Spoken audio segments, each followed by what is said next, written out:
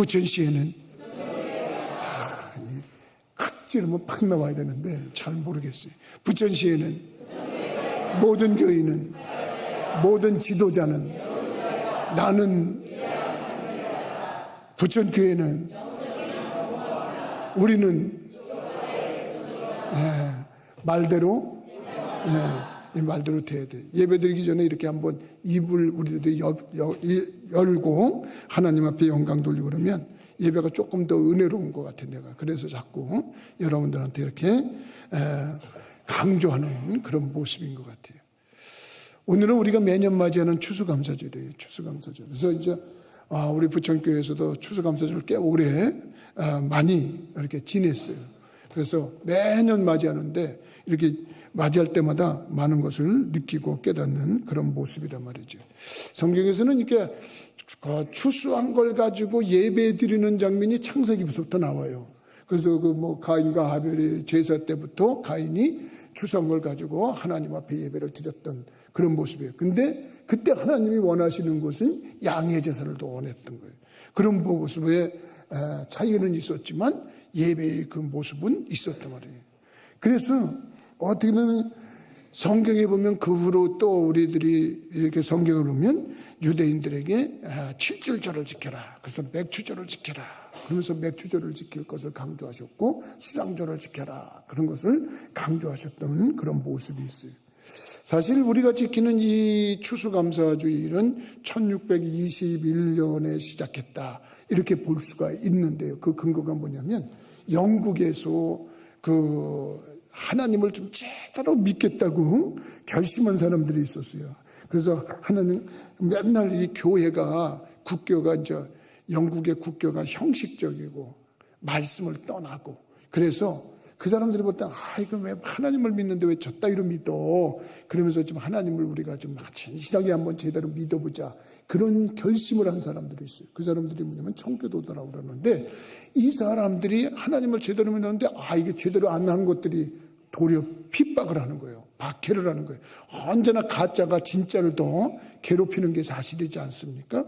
그래서 이 형식적인 국교에 가진 사람들이 제대로 믿으려고 하는 사람들을 이렇게 박해를 하니까 이 사람들이 우리 안 되겠다. 앞으로 우리 자녀들도 하나님 잘 믿게 해서 하나님께 복받는 자녀들을 만들어야 될 텐데 여기서는 신앙생활 못하겠다. 그리고 신앙생활 할 수 있는 좋은 자리를 찾아놨습니다. 그래서 제일 먼저 간 데가 어디냐면 네덜란드를 갔어요.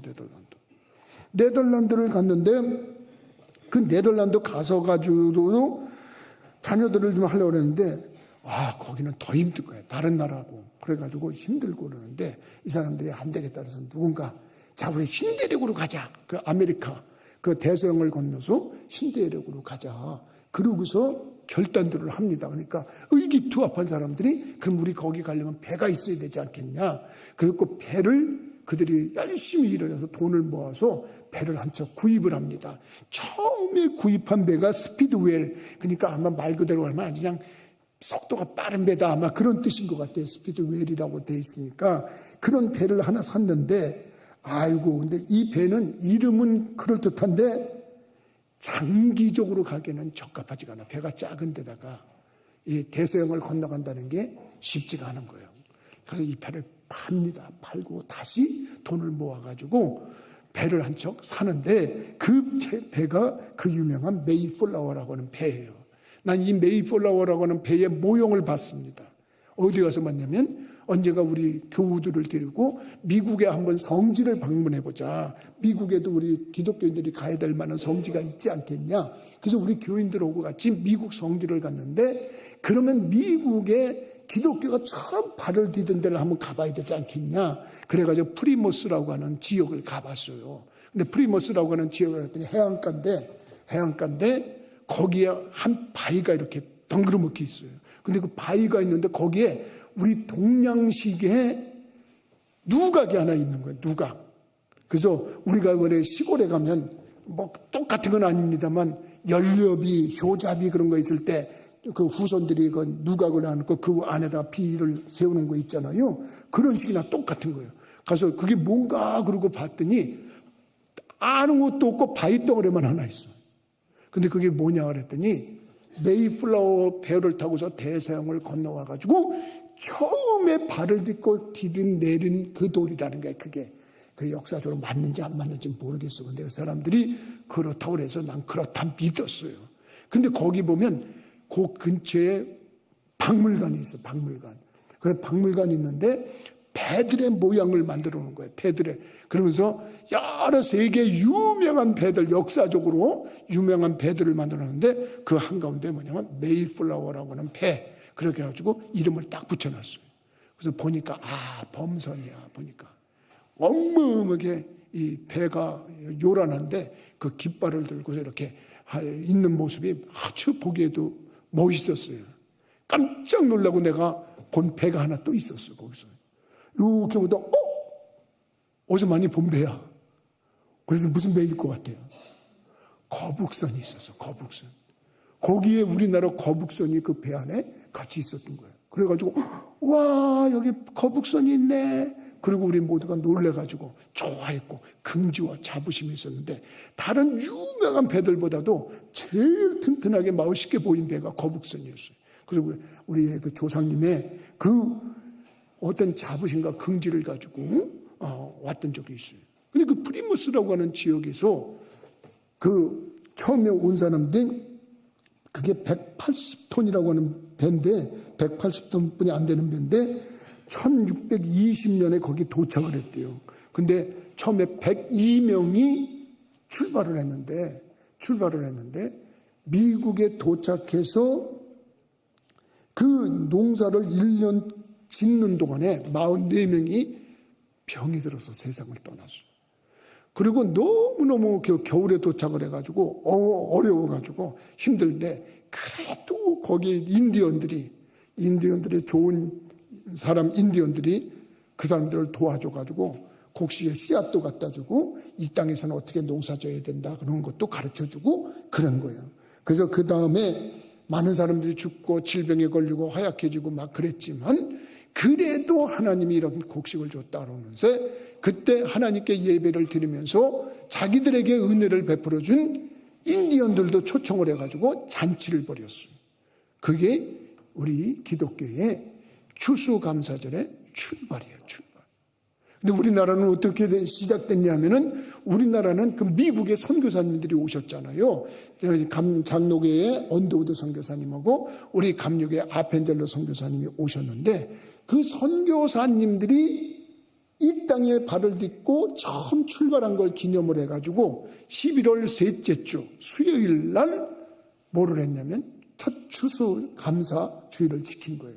그래가지고 추수감사주를 시작을 했는데 그게 선교사님들 오신 때를 기념하다 보니까 우리 시기하고는 맞지가 않는 거예요. 이게 우리 시기하고는 우리는 전통적으로 추석이라고 하는 것도 있잖아요. 그래서 추석이라고 하는 것도 있고 그게 다 오곡백과를 놓고 어떻게 보면 우리 조상님들이 하늘에 계신 하나님을 향해서 그때는 뭐 하늘신이라고 그랬겠죠. 하늘신이라고 하는 분에게 하나님 앞에 영광을 돌리는 그런 모습에 그때가 맞는 거 아니냐. 그래가지고 어느 교회들은 그때를 기념을 하는데 우리 부천교회는 아무리 생각해봐도 10월 셋째 주 정도가 요게 추석 근간에 왔다 갔다 하면서 우리가 어느 정도 추수를 해놓고 하나님께 영광을 돌릴 수 있는 적절한 시기다. 이래가지고 다른 교회들은 11월 셋째 주에 하는지 몰라도 우리는 한 달 땡겨서 10월 셋째 주에 하는 거예요. 그래서 이렇게 하나님 앞에 영광을 돌리는데 오늘 읽은 본문에는 15절, 16절, 17절의 말씀을 보면 뚜렷하게 눈을 들어서 보면은 감사하는 자가 되라. 그러면서 얘기를 하는 거예요. 그리스도의 평강이 너희 마음을 주장하게 하라. 너희는 평강을 위하여 한 몸으로 부르심을 받았으니 너희는 또한 감사하는 자가 되라. 믿으시면.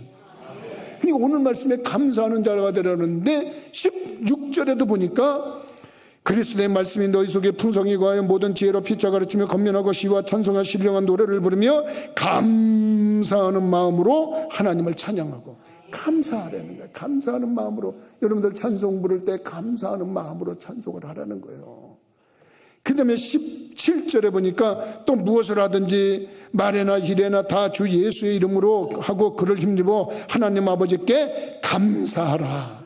믿으시면 그래서 오늘은 15절에도 감사하라, 16절에도 감사하라, 17절에도 감사하라. 감사가 3번이나 강조됐는데 사실 이 감사라고 명령하는 이 편지, 골로새 교인들에게 편지를 쓴 사람은 누구냐면 사도 바울이요. 사도 바울이 이 편지를 쓸 때 옥중서신을 썼어요. 옥에 갇혀가지고 복음을 전하다가 감옥에 갇혔어요. 그래가지고 험한 매를 맞고 고통스럽고 괴로운 그 눅눅한 감옥에, 요즘 같은 감방이 아니에요. 그 시절에는 어마어마하게 어려운 그런 감옥 시절인데 거기에서 바깥에 있는 사람들에게 야, 너희들 감사하며 살아라. 감사하며 살아라. 감사하며 살아라. 그래서 제가 오늘 제목을 감사하는 자가 되라. 이렇게 제목을 삼은 거예요. 오늘 추수감사절을 통해서 나는 여러분들이 하나님께 감사하다가 하나님의 은총과 분복을 누리는 지혜자들이 되기를 주의 이름으로 축복합니다. 그럼 감사하면 어떤 역사가 일어나느냐? 일단 하나님이 기뻐하셔. 누가 기뻐하셔? 하나님이 기뻐하셔. 하나님은 우리를 창조하시고 그 하나님이 이 세상에 낼 때 목적이 하나 있었어. 하나님께 감사하는 걸 받으시기를 목적을 받으셨어요. 하나님께 영광 돌리라고 그랬잖아요. 하나님께 영광 받으시기 위했다는 건 뭐냐면 하나님 감사합니다. 그게 영광 받는 거예요. 찬송을 부를 때도 하나님 감사합니다 그러고 하나님께서 나에게 은혜를 이렇게 주셨습니다 그러고 하나님 감사합니다 그러고 할 때 하나님이 내가 얘네들을 잘 만들었다. 인간들을 잘 만들었다. 이렇게 기뻐하신단 말이에요. 그러니까 우리들이 기뻐하는 거예요. 감사를 받으면 누구나 기뻐하게 돼요. 사실 사람도 마찬가지지만 하나님 옆에 우리들이 감사하는데 꼭 받아야 될 감사거리가 있는데도 감사를 안 한다? 그러면 좀 섭섭해요. 그렇지 않겠어요, 여러분들? 내가 이 목회를 하면서 참으로 지하실교회에서 개척을 해가지고 처음 할 때 저 약대교회에다가 부탁을 했어요. 목사님, 우리가 너무 어려워요. 너무 어려워서 좀 도와주세요. 한 달에 5만 원씩 선교비를 도와줬어요. 거기서. 그때는 그것도 컸어요. 그 교회는 세계에 있는 많은 교회들 그리고 한국에 있는 많은 교회들을 교회가 목표를 세워서 100교회를 도와줘야 되겠다. 그리고서 그 교회에서 그렇게 도와줬어요. 1년 동안 5만 원씩 받아가지고 정말 요긴하게 그때 힘들 때 정말 힘들었어요. 지하실 교회에서 와 힘들 때. 근데 교회가 조금 부흥됐어. 1년 만에. 그래서 제가 거기 목사님한테 전화해서 목사님 우리 교회는 자립을 할 수가 있어요. 그러니까 그만 보내주세요. 그랬어요. 그래갖고 그때부터 그만 왔어요. 그래서 저도 목사님 감사합니다. 늘 얘기를 했어요. 근데 그 목사님이 사위 목사한테 그랬대요. 사위한테. 그리고 사위가 우리 지방에서 목사님이었거든요. 여러 교회를 도와줘봤던데 그만 보내달라고 온 데는 부천교회 하나래. 나 그래서 그걸 기억하고 있어요. 그냥 받아보면 재밌거든요. 누가 주는데 그만 받다고 하는 사람 없거든요. 그런데 막 받아요. 그래서 나도 그게 좋아가지고 막 이제 힘들 때마다 이렇게 도와달라고 그런 데는 다 도와줬어요. 근데 도와주다 보니까 요새는 재고해요. 참 연구를 많이 해. 이 사람을 도와줘야 되나 말아야 되나 고민을 많이 해. 왜 그러냐면 어떤 사람 도와줘 봤더니 도움받을 때는 좋다고 그냥 떡두꺼비 그냥 파리 잡아먹듯이 팍팍 잡아먹고 먹을 때는 하더니 한 번도 고맙다는 소리 안 하더니 그분은 은퇴해가지고 이제 그만 도와줘도 되잖아. 은퇴했으니까 그 교회 이름으로 도와줘야 되는데 그래서 그만했더니 안 도와준다고 봐도 아는 척도 안 해. 와, 나 그래가지고 내가 속으로 다시는 너를 도와주라 봐라. 내가 다시는 너를 도와준다. 아주 결심을 해놔요. 근데 그것뿐만 아니라 다른 사람들이 도와달라고 해도 조금 생각하게 되더라고. 저 사람 도와줬다가 나중에 또 도리어 안 좋은 일을 만나지 않을까. 이게 도와주다가 끝날 때가 문제가 되더만. 도와줄 때가 끝날 때가. 그래서 이게 문제가 되는 거예요. 근데 여러분 성경에서는 주로 강조하는 게 있어요. 은혜를 잊지 마라. 여러분 성경에서 주로 강조하면서 흘러가는 맥이 있어. 그 맥이 뭐냐면 너 받은 은혜를 잊지 마라. 믿으시면 아멘 하십시다. 지금 어떻든 간에 받았던 은혜가 있으면 그걸 감사하고 고마워하고 늘 표시를 해야지. 그래 그걸 원수를 줘? 배반을 해? 그러면 안 된단 말이에요. 여러분 생각해보세요. 성경에서 유대인들은, 이스라엘 백성들이 1년에 남자들은 3차례 힘들어도 어려워도 예루살렘 성전에 가서 예배를 드려야 돼요. 예배를 드려야 되고 하나님이 명령을 하셨어. 요 절기가 되면 너희들은 예루살렘에 가서 예배를 드려라. 그래가지고 3개 절기를 했는데 첫째가 유월절이에요. 둘째가 칠칠절이에요. 셋째가 수장절이라는 거예요. 그러면 그 절기를 드리라고 하는 하나님의 명령이시거든요. 그 하나님이 왜 명령하셨을 것 같아요? 여러분 뭐 때문에 그러셨을 것 같아요? 그거는 뭐냐면 은혜를 기억하라는 거예요. 그 절기가 되면 야, 너 은혜를 지켜, 은혜를 기억해, 그런 거나 똑같은 거예요. 만약에 6월절이 됐잖아요. 6월절이라는 걸 들으면 자녀가 물어볼 거 아니에요.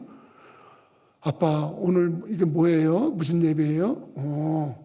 이거는 하나님께 예배 드리는 건데 우리 조상님들이 애굽에서 종노릇할 때, 노예 노릇할 때 하나님 앞에 너무 힘들어서 기도했거든. 기도했더니 하나님이 모세라고 하는 귀하신 분을 보내줘가지고 막 이적과 기적과 함께 행하면서 애굽에서 우리를 풀어놔 주셨어. 그래가지고 해방이 됐어. 그 해방 난 날을 기념하는 거야. 뭐 하라는 거예요? 받은 은혜를 기억하라는 거예요. 우리가 이 절기를 지키는 게 받은 은혜를 기억하라는 거예요. 지금 어떻게 보면 여러분들이 생각할 때 이 받은 은혜를 기억하는 훈련하는 게 절기 예배예요. 받은 은혜를 기억하는 훈련이 감사절이요. 칠칠절이라고 말을 들어봤을 거예요. 쉬운 말로 맥주절이요. 이 맥주절이라는 건 뭐냐면 그 지역에 가서 아까 프리머스 가는 데서 그 아메리카 신대륙에 가서 처음 결실을 한 것을 가지고 영광을 돌리는 것처럼 유대인들이 하나님 앞에 예배를 드리는 첫 수확한 게 있어. 첫 수확해갖고 하나님 앞에 하나님 감사합니다 그러고서 예배를 드리는 게 그게 맥주절이에요. 그게 칠칠절이에요. 그러니까 맥주절을 지키라고 그러는 것은 뭘 기억하라는 거야? 너가 처음에 하나님께 거뒀던 거 그거 기억하라는 거야. 수장절이라는 게 뭐냐? 다른 말로 말하면 초막절이라고도 말을 하는데 이건 광야 생활을 하는 거야. 제대로 된 유대인들은 지금도 그런데 텐트를 가지고 광야에 나간대잖아요. 그래가지고 일주일 동안 텐트 생활을 한대. 그러면 아유 집에 가자. 자녀들이 그럴 거 아니에요. 그러면 야 우리의 조상들이 이런 강박한 땅에서 40년을 헤맸어. 그런데 하나님이 먹이시고 입히시고 재우시고 돌봐주셨어. 우리들이 그걸 기억하는 거야. 그러면서 절기를 지키는데 그걸 수장절이라고 그러는 거예요. 뭐냐면 어떻게 보면 그것을 우리들이 초막절이라고 그러는 거예요. 그런 것을 모든 걸 해가지고 거두어서 하나님 앞에 영광을 돌리고 감사하면서 하는 거. 그래서 어떻게 보면 받은 은혜를 기억하라는 게 절기예요. 그러니까 여러분들이 오늘 추수감사절을 지킨다 이렇게 하나님 앞에 나와서 감사하는 자가 되면 어떤 것을 했냐?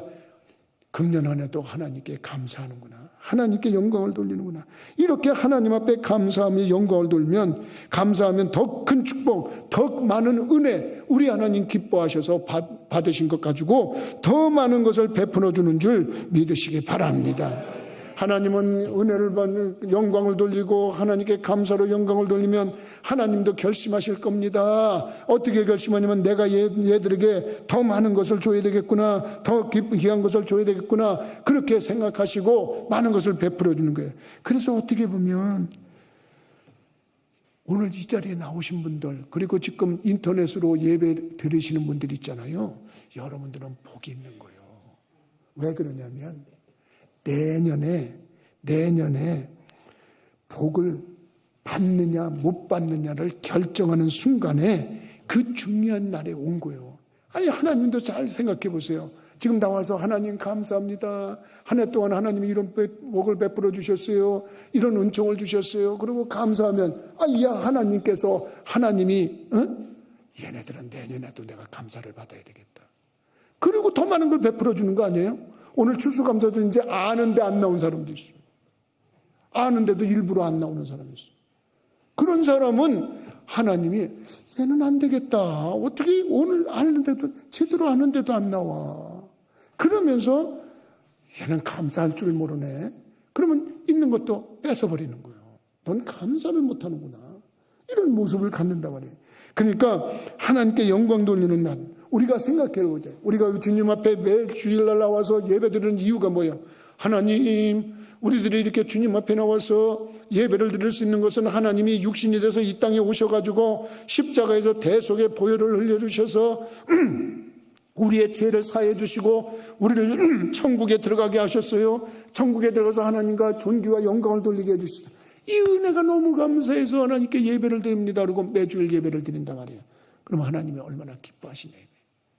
근데 어떤 사람은 내가 잘나서 내가 한 행위로 구원을 받는 거지, 내가 착한 일을 했기 때문에 천국 가는 거지, 내가 무슨 가난한 사람들 도와줬기 때문이고 내가 뭘 했기 때문에 가는 거지, 이런 사람들이 있으면, 아니 자기가 한 걸로 가서 천국 가서 앉아있으면 무엇으로 하나님께 영광을 돌릴 수 있어? 하나님 하신 게 뭐 있어요? 이런 거나 똑같은 건데.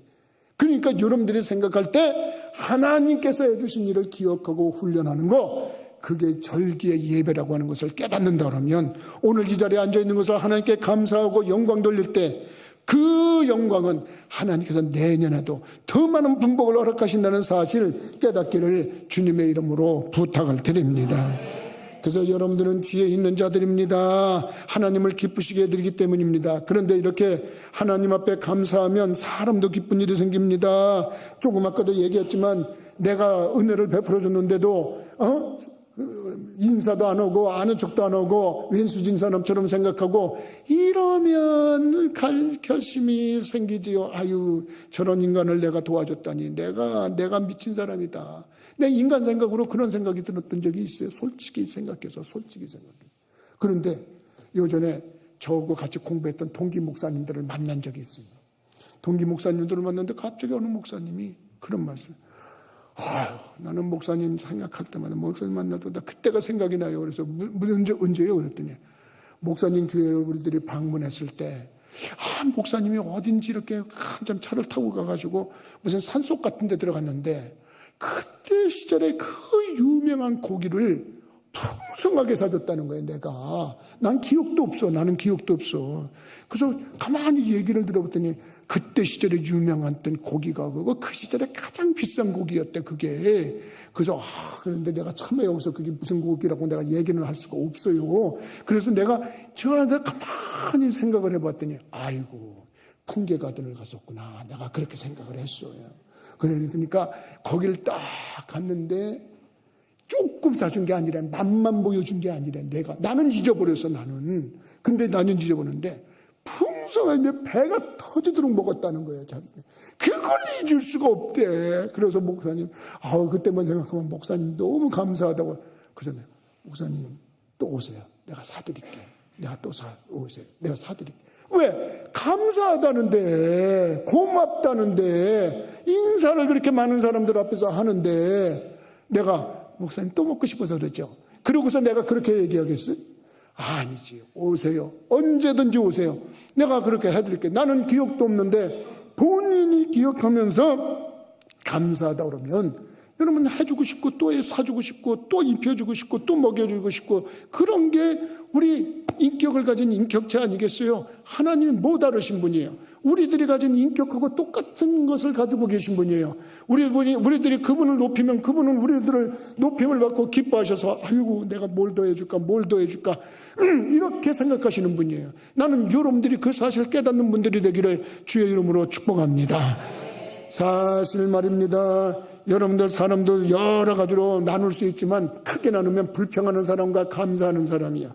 그저 불평하는 사람은 입만 열만 불평하는 사람이 있어요.